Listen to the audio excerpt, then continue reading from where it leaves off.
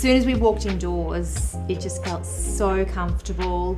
The breeze was flowing. There was just a general coolness about it. It was really nice. What we've done is we've used a lot of insulation. We've got a lot of openings that capture all the breezes for the site, and a combination of overhangs, making sure we've got the right materials, making sure in the summer that we're keeping the sun away from the inside of the home and providing avenue for the breeze to come through. Keeps it nice and cool.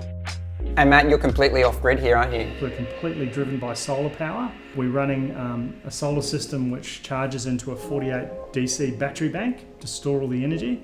And then we also have a sewage reticulation system which takes all our sewage and treats it, and then we can pump it back into the ground. And the last thing we do is we collect water. So we have 45,000 litres of water tanks here. Yeah, it's kind of off-grid, but it's not how you imagine it. It's pretty stylish here, like it's a mid-century modern off-grid house. Yeah. You're like, wow, that's pretty cool.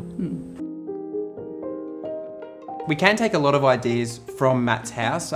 For example, the ceiling that we want to pitch over their living area. The roofing system is SolarSpan, put out by Bondor, and it's a sandwich panel. So what that means is it has a layer of colour-bond steel on the top and a layer of colour-bond steel on the bottom, and then insulation in the middle of it, which is bound by a fire retardant core.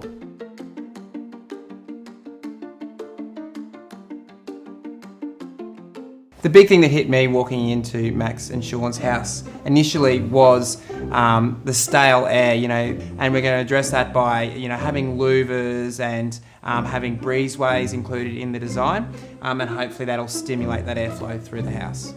You guys are on a slab, so fingers crossed, all going to plan, we can pull up the vinyl flooring you've got there and see what the condition of the concrete's like, and hopefully polish it back or do something with it, because it's a really great thermal mass opportunity. Michael and Carleen suggested we did concrete floors, but we just put so much effort into doing those floors, so I don't know about that one. I love concrete floors though, but yeah, we did just put the floors down.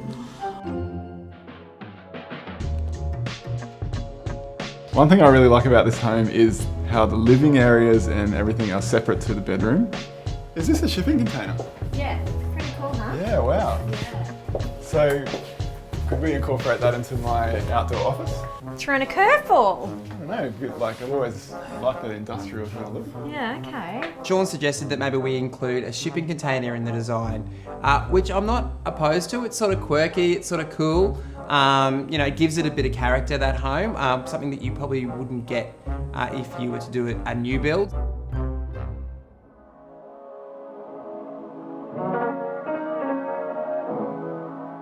It was great for Max and Sean to see this particular area because we're going to try and emulate this in their current home. So it's roughly going to be the same size, their living, kitchen and dining area.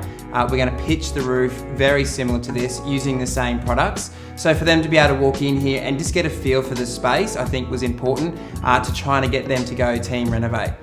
This house, like your house, is also a north-facing house. It's a total luxury that they just have this full bank of doors and windows. So if we can achieve that in your house by opening up that wall with sliding doors or bifolds and create a porch with a roof, you'll get the same effect, which will be awesome. So do we get this view as well?